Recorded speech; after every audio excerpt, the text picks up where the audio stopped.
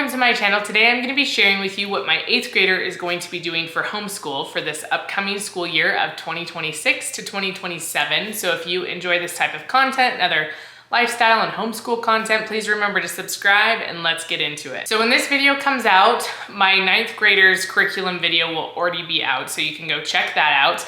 And then after this, there'll still be other curriculum videos coming for my 6th grader, my 4th grader, and then like a group family work type of video after that. So there's still lots more coming after this one. So let's start with my 8th grader's core subjects. So math is first, and I already mentioned in my 9th grader's video that we're doing something different for math this year. We're doing Math Academy. It's something that my husband had found. It's an online adaptive program. And so you like test into where you're supposed to be, but then it adapts to where you need to be as you continue to learn. So some people can progress through it really fast if they're really good at math. If they're struggling, it helps adapt to those. It's kind of a spiral approach to learning, but it spirals back and focuses more on things that kids need to learn instead of just, let's just review everything. And maybe they know some of those things really well and they don't need to review them. So it'll just focus on the things that they're struggling with. So he did all the research about it and he was really interested in trying it out. So we're gonna be doing that for my 3 oldest kids. So this child is about done. She's not about done. She's doing Math 8 right now from The Good and the Beautiful. She's working on it over the summer. She's finished Math 7, and then she's just starting to go through Math 8 just to have some math to work on this summer. And I wouldn't say she struggles with math. It just doesn't come as quickly to her as it does to my boys. And so she takes her time more with it.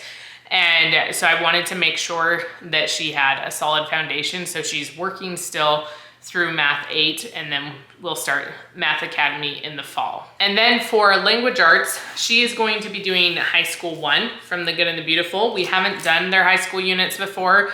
Her and my older child, my 9th grader, have been on the same language arts for, I don't know, 3 years now. I'd have to go back and look because I don't know for sure. And it's worked really well for them to be together. They usually are not doing things together. Every once in a while, if there's something that needs to be discussed or a concept or something that like if they're working on a paper and it needs to be explained how they're supposed to do it, me or my husband can explain it to both of them at the same time instead of having to do it individually, and then they go work on their assignment individually. And so that's worked out pretty well. So she will be doing High School 1 in 8th grade instead of starting it in 9th grade. And I think she's ready for it. There's things she struggles with a little bit, but she does a pretty good job with a lot of her language arts stuff. And there's a whole bunch of books that come with it as well. And so I think each of the units, you have a book that you're focused on reading as well. This year is a whole bunch of new stuff with my oldest officially being in high school, with him being a 9th grader, and then us also starting a new math curriculum and doing some high school language arts stuff. It's all just a different experience for us. So we're gonna all be learning as we go. And then for science, this took me a while to figure out what we wanted to do. I had some different options that I was thinking about. We're part of a charter and it'll pay for secular curriculum, right? But like Christian curriculum, it won't pay for that type of stuff. And so I was trying to decide, like, do we do something that we can have them pay for it? Because science curriculum can get really expensive, especially with labs and stuff like that. Or do we just pay for a Christian curriculum and we're just like, this will be fine. So I was talking to my husband about this just a few weeks ago, and he's like, well, Crunch Labs with Mark Rober here on YouTube just started Class Crunch Labs. And it's a free program because he wants good science available for just normal teachers to be able to use. And so he doesn't have, I think there's 3 units. I have it open on my computer right now.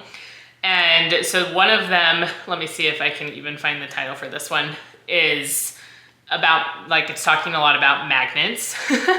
And let me go back to the homepage and then we'll see. So electric and magnetic forces, and this is saying it's for 6th to 8th grade, so like middle school years. And then contact forces and gravitational force. Those are the ones that are already out, and then kinetic energy is coming soon.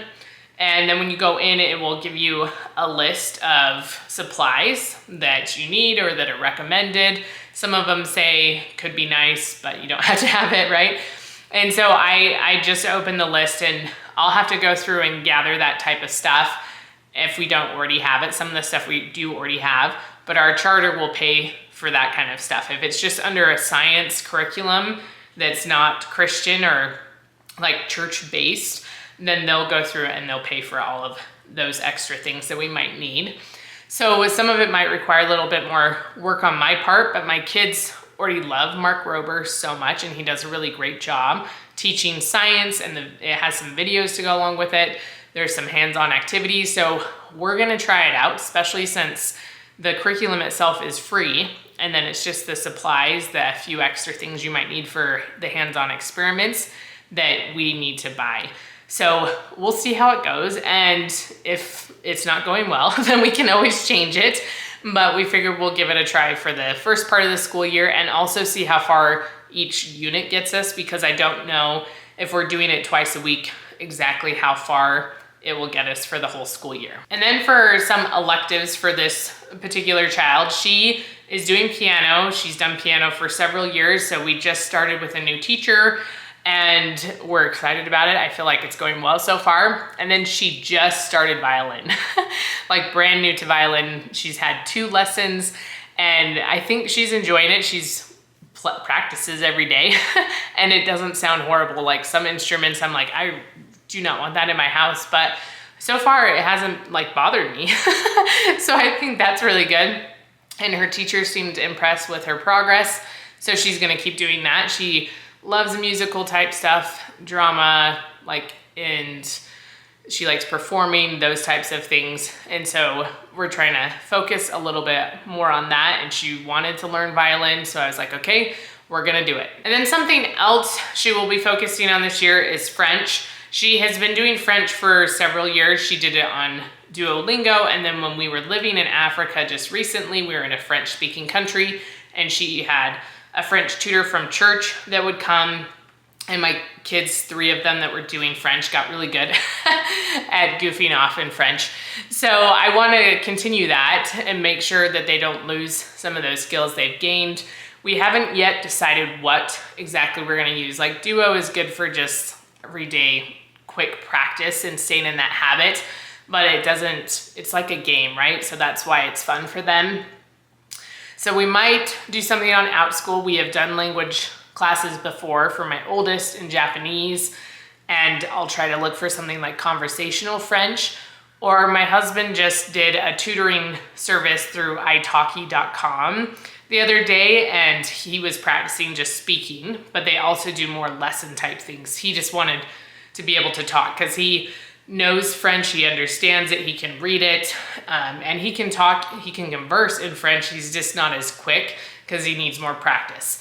And so we might have them do something like that, but theirs would be more like a lesson-based thing instead of just, let's sit here for 45 minutes and talk about whatever. And so those are kind of the options we're exploring and trying to figure out what will be the best fit. And then she's also gonna be doing this cooking elective from the Good and the Beautiful. This is brand new and it's for grades 5 through 12. And this is something, again, I have to look through and kind of decide how many lessons per week we want to accomplish. I don't know how quickly we want to go through it and all that kind of stuff. Along with this, I thought it would be cool to do some sort of making bread type of unit or class over the whole year. And the things that kind of inspired this was recently I was watching Turner Farm. She does a lot with sourdough, and she just released a new course on fresh ground like wheat sourdough. And I was like, oh, that could be cool to like take some of that, like do that class. And then I also follow someone on YouTube. Her first name is Delilah. I do not know how to say her last name. I will link her channel down below. She does a lot of cooking, like from scratch cooking. She does a little bit of homemaking stuff. I like to watch her cooking videos, and she just released a video about making different types of bread from scratch and how it's not as intimidating as it might seem. And so I am pretty good now at like cooking and baking, but I'd like my daughter to have that base as well. And so I might have her do some of the recipes from these different videos and practice with breads, because I think having a good base for how to make bread and being familiar with dough is a great way to learn how to become a good cook and a good baker.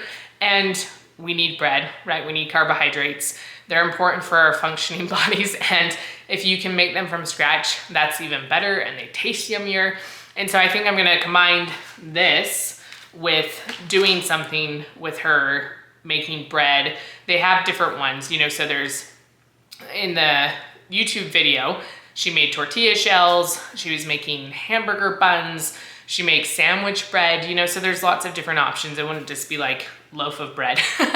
There'd be lots of things she could try. Another thing she'll be doing for this upcoming school year is speech and debate. I mentioned this in my 9th graders video. My husband met someone last year, I don't even remember how, it was kind of random, I think, that teaches a homeschool speech and debate in this area. And since we were leaving to go to Africa, and I think my oldest could do it, like, cause I think they have to be 12, like, to be able to be in the class and stuff. So since it was just my oldest, we're like, we'll just wait till next year anyways, cause we can't do it right now. And so hopefully over the summer, we'll be able to enroll them, and then they'll start in the fall. And I don't know yet what the schedule is going to be and stuff like that, but it seems like a good opportunity. This child particularly is gonna love it. She's really good already just at having a voice in her talking, like in her speech. When she writes, it's like very much like, you know exactly what child is talking to you. If you gave me papers with all of them, I could tell you which one was hers, because she just infuses it with her voice, sometimes in a very strong way. We're like, okay, just tone it down a little bit. So I think she'll have a lot of fun with this. So that's something she's gonna get to do this next year also. And then the last thing that we want to kind of figure out is to do some sort of gym class with her. She isn't as naturally inclined to sports and being physically active as some of my other children. And so lately she has been walking on the treadmill, and just like, we didn't even tell her to do this. She's just been doing it. Part of it is because then she listens to music or watches a music video, and she'll go out in the garage and lift a few weights. So providing something maybe a little more structured, and also where we're not all getting in each other's way, because sometimes she's trying to be out in the garage lifting when me and my husband need to be lifting. And so just creating some sort of schedule and some simple exercises that she can work on getting better at, so that it's not like, oh, I'm just watching my music video time and, you know, lifting some weights haphazardly, that she's actually building some skills. So I need to create something that she can do, or find some sort of YouTube video maybe she could follow and do that as well. All right, so that's what my 8th grader is gonna be doing for this upcoming school year. I hope you enjoyed this video. Let me know down in the comments what your kids are doing. Have you figured out curriculum, or are you still like, school's not even done yet for this year? And put it down in the comments, because I'd love to hear how everything is going for you. Remember to give this video a thumbs up, and I will see you next time.